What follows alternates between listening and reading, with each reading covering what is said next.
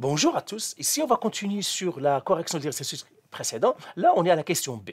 Ils nous disent détermine sa hauteur maximale et le moment où il va l'atteindre. Le mot-clé ici, c'est maximal. La hauteur maximale. Et le mot important, c'est maximal.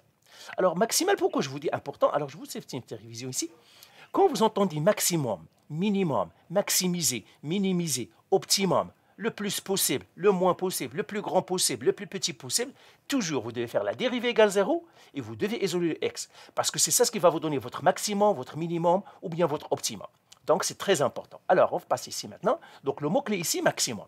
Donc maximum c'est quoi? Je dois faire la dérivée. Donc je dois chercher la hauteur maximum et le moment où il va atteindre ce maximum. Donc je vais écrire question B ici. Et là qu'est-ce que je vais faire? Petit a, la dérivée égale 0. Donc je vais faire h' de t égale 0. C'est la dérivée de h, mais la dérivée de h, c'est la vitesse. Parce que la vitesse, c'est la dérivée. Donc, j'écris v égale à 0.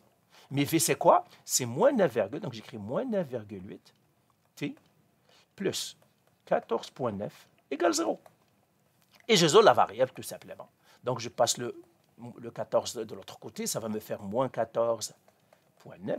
Eh bien, ça me ferait moins 9,8 t égale à moins 14,9. Et je divise par moins 9,8, je divise par moins 9,8, et là, ça me donnerait mon t. Le t, ici, si vous faites les calculs, vous allez trouver 1,52 secondes. Donc voilà, j'ai trouvé le temps, j'ai trouvé le moment où on va atteindre ce maximum. Maintenant, on veut trouver le maximum. Donc, deuxième étape, je veux trouver le h max, le h maximum. Alors, le h maximum, je dois remplacer le t dans la fonction originale, ici, parce que je cherche la hauteur.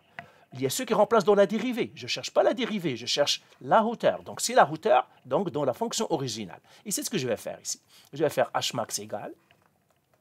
Alors, ce serait moins 4,9 dans la fonction originale. Moins 9, t c'est 1,52 au carré, plus 14,9, donc 14,9 fois 1,52, plus 36. Donc, vous voyez, j'ai remplacé dans la fonction originale parce que c'est la hauteur que je cherche et non pas la vitesse. Et maintenant, si vous faites le calcul, vous allez trouver que c'est 47,33 mètres. Et là, on va faire réponse. On va faire notre réponse. Donc, réponse. Toujours mettez une phrase. La hauteur maximale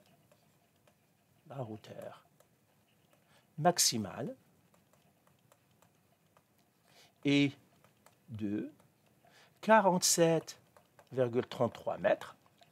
Tout simplement, je reprends la phrase. Il y a ceux qui me disent comment créer notre phrase finale. Reprenez la phrase qu'ils vous ont dit ici. Déterminez la hauteur maximale. Je dis la hauteur maximale est. Et le moment où il va l'atteindre, et j'écris la hauteur maximale est. Le moment, c'est la même chose, où elle va l'atteindre,